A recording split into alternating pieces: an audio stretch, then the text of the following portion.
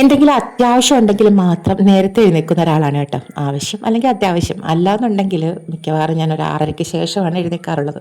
ഇന്ന് ഞാൻ കുറച്ച് നേരത്തെ എഴുന്നേറ്റിട്ടുണ്ട്. ഇന്ന് അമ്മച്ചിനെ പള്ളിയിൽ കൊണ്ടുവന്ന് വിടണം. അമ്മച്ചിനെ പള്ളിയിൽ കൊണ്ടുവിടുന്നത് ഞാൻ തിരിച്ചു കൊണ്ടുവരുന്നത് ജോസൂട്ടി. ഇത് ഞങ്ങൾ തലേന്ന് പ്ലാൻ ചെയ്ത് വെച്ചിട്ടാണ് കിടക്കാനായിട്ട് പോയത്. ഈ വീഡിയോ ഷൂട്ട് ചെയ്യുന്ന ദിവസം അതൊരു വർക്കിംഗ് ഡേ ആണ്. എല്ലാവർക്കും ജോലിക്ക് പോകണം. വെള്ളിച്ചാച്ചൻ, മിനിയമ്മ, അഖില്, ജോസൂട്ടി, ഞാൻ.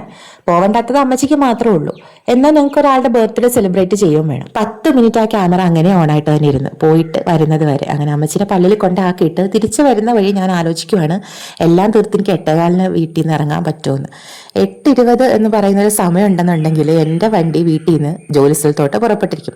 അതിന് മുമ്പ് ഇതെല്ലാം തീർക്കണം. ഇതിനിടയ്ക്ക് വല്ല മാമോദീസ ഉണ്ടോ എന്ന് ചോദിച്ചിട്ടുണ്ടെങ്കിൽ മാമോദീസ അല്ല, ബർത്ത്ഡേ മാത്രം. എൻ്റെ അമ്മച്ചിയുടെ 60ാം ജന്മദിനം. പിറന്നാളുകാരിക്ക് കൊടുക്കാനുള്ള ഗിഫ്റ്റ് എല്ലാം ബാപ്റ്റിസം ബാസ്ക്കറ്റിൽ സെറ്റ് ചെയ്ത് വെക്കാമെന്ന് വിചാരിച്ചു. ഇതങ്ങനെ സർപ്രൈസ് ഗിഫ്റ്റ് ഒന്നും അല്ല.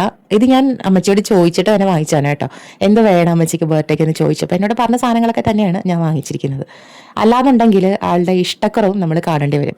അപ്പോൾ ഇഷ്ടമുള്ള സാധനം എന്താണെന്ന് ചോദിച്ചറിഞ്ഞ് വാങ്ങിച്ചു കൊടുക്കുന്നതാണ് എനിക്കും കൂടുതൽ ഇഷ്ടം. അങ്ങനെ എൻ്റെ അമ്മച്ചിയുടെ സന്തോഷത്തിന് മുൻതൂക്കം കൊടുത്തുകൊണ്ടുള്ള ഒരു ഗിഫ്റ്റ് ബാസ്ക്കറ്റാണ് കേട്ടോ ഞാൻ 60ാം പിറന്നാളിന് സമ്മാനിച്ചിരിക്കുന്നത്.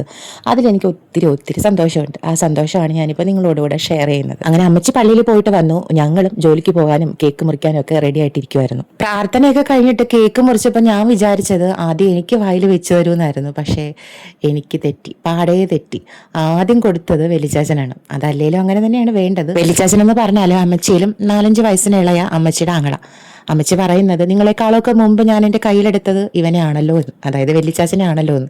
അപ്പോൾ ആദ്യം കേക്ക് കൊടുക്കേണ്ടത് വെല്ലിച്ചാച്ചനാണെന്നാണ് അമ്മച്ചി പറഞ്ഞത്.